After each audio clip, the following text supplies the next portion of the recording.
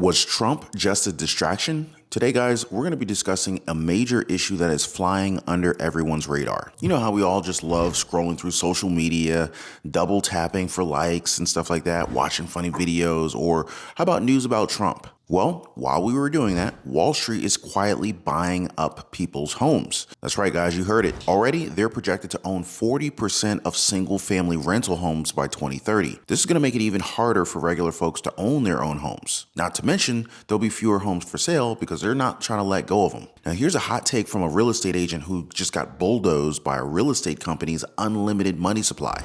This does not sit right with me whatsoever.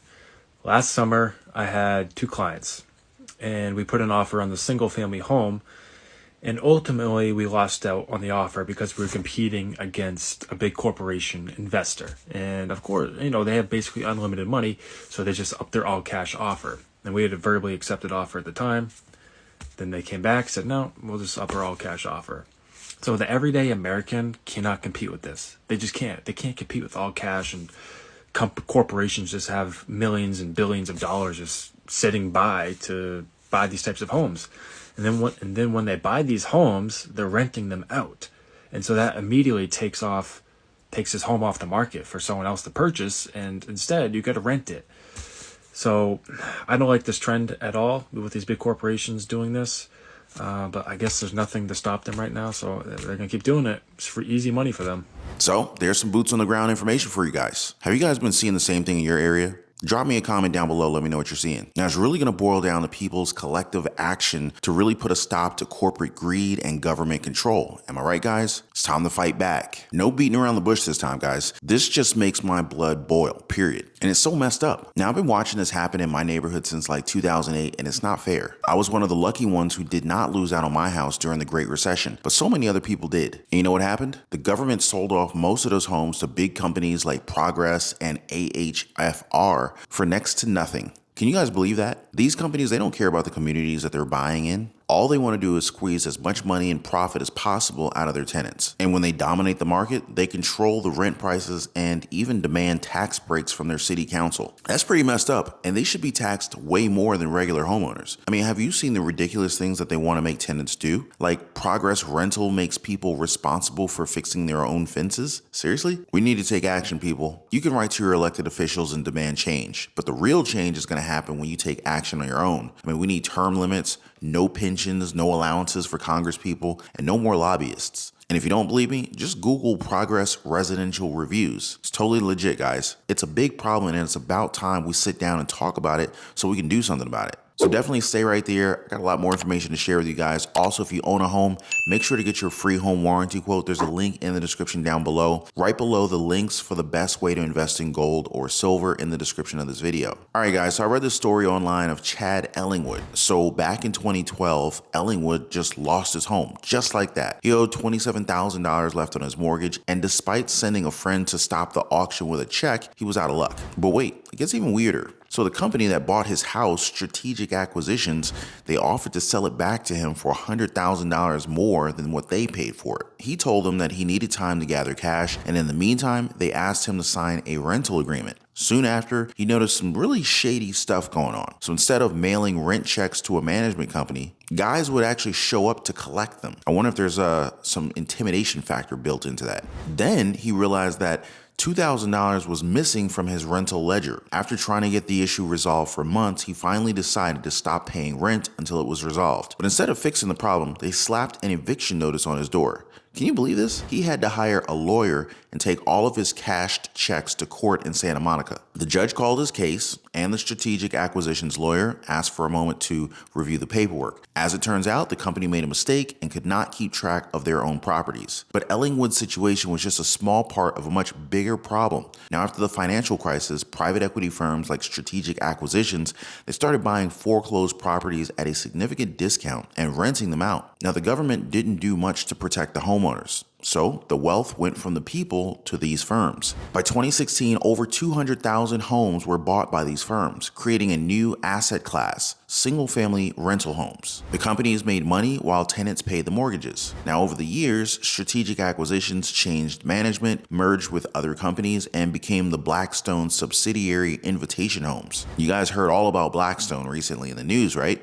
Well, Ellingwood couldn't keep track of the different LLCs he paid rent to, and the offices kept changing cities, downsizing their staff, and hiking up their rents. The leases grew longer, and Ellingwood had to deal with more and more responsibilities. He didn't know it, but he was a part of a much bigger trend of renters being exploited by the financial industry's latest scheme to make money from housing. Wall Street has been on a real estate buying tear, snatching up properties left and right to the tune of $60 billion. And get this, guys, it's totally messed up the housing game in some neighborhoods. Even though property values have soared in the past decade thanks to the housing recovery, regular people, they're not reaping the benefits in the most part. Instead, those big companies are cashing in, while a lot of middle-class people actually got squeezed out of the market during the crisis. Yeah, definitely not cool, guys. Research predicts that by 2030, institutional investors could be in charge of around 40% of U.S. single-family rental properties. A group of politicians in Washington, D.C. are calling for Wall Street to step back from the market. According to Representative Ro Khanna, a Democrat representing California's 17th Congressional District and the lead author of the Stop Wall Street Landlords Act of 2022, quote, "What we're saying is don't let private equity buy up single-family homes. It's ridiculous that your tax dollars are going toward helping Wall Street purchase these homes," end quote. I mean, technically, they could probably take it even a step further and make it illegal for large companies to own single-family homes as rentals. Now, people are getting pretty mad because the cost of housing is skyrocketing in states like Texas, Florida, and Georgia, which is not cool. Now, apparently, places in the Sun Belt are seeing way bigger rent increases compared to the rest of the country, which is super unfair. Some research by Zumper found that between January of 2020 and January of 2023, the rent for a two-bedroom house, it went up by a whopping 44% in Tampa, Florida, 43% in Phoenix, and around 35% around Atlanta, while it only went up about 24% on average across the country. So I gotta ask you guys, are you guys seeing the same thing in your area? Now, what if we flip the scripts here? Corporations can now own nothing and they must be happy about it. What do you guys say? Now, of course, you know this is never going to happen, right?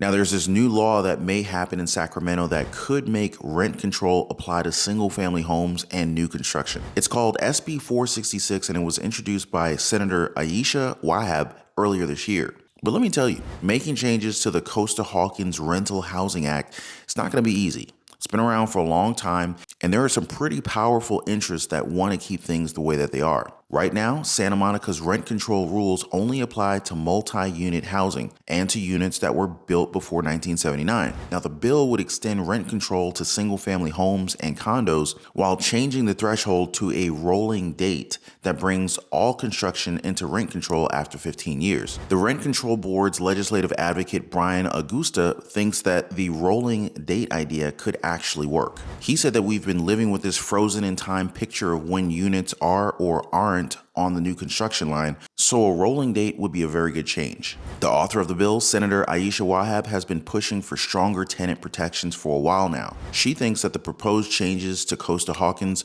would help cities and counties keep their residents housed and tackle the affordability crisis. But if the law passes, California's Santa Monica voters, they would still need to approve change to their city charter to be able to incorporate any changes. And there's still a lot of other bills out there that could impact housing affordability too. It's all going to come down to the state's budget picture and what Governor Gavin Newsom decides to do about it. Now, in other places, there's a new housing debate about getting rid of all the old single-family zoning rules that have been around for ages in many suburbs. The idea is to make housing more affordable for people like you and me, but it's causing quite a stir. Some states and cities like Oregon, California, Maine, and a few others, they have already started to loosen up their housing zoning regulations. And so housing experts, they're saying that this is a huge step toward ending this major housing shortage that's been causing really just crazy high prices for years. These new laws allow for all kinds of housing that was banned before, like duplexes, townhomes, and smaller apartment buildings. They call it the missing middle because it fills the gap between single-family homes and the towering apartment buildings. So yeah, we are starting to see some pushback against these corporate housing overlords,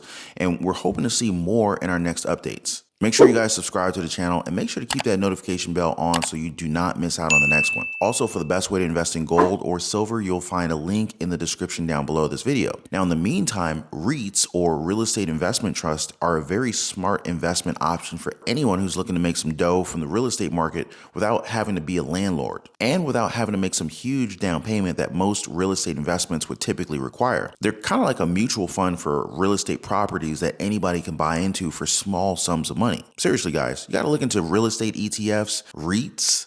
They even have REIT ETFs as well, or exchange traded funds. Now, you can make some serious cash by investing in REITs, especially when you consider the current state of the rental housing market. With housing prices skyrocketing and rental demand through the roof, REITs are a very safe bet to cash in on the housing boom. Not to mention, you don't have to deal with the tenants or any of the typical headaches that come along with real estate investing. Like, if you're a landlord, you might have to deal with fixing leaky pipes or dealing with difficult tenants. So if you're looking to diversify your income, your investment portfolio, and make some bank in the process, consider looking at the REITs or any type of ETF that contains REITs. But let's help get the word out, guys. Be sure to share this video with your friends and your loved ones so that they know what these corporations are doing to us.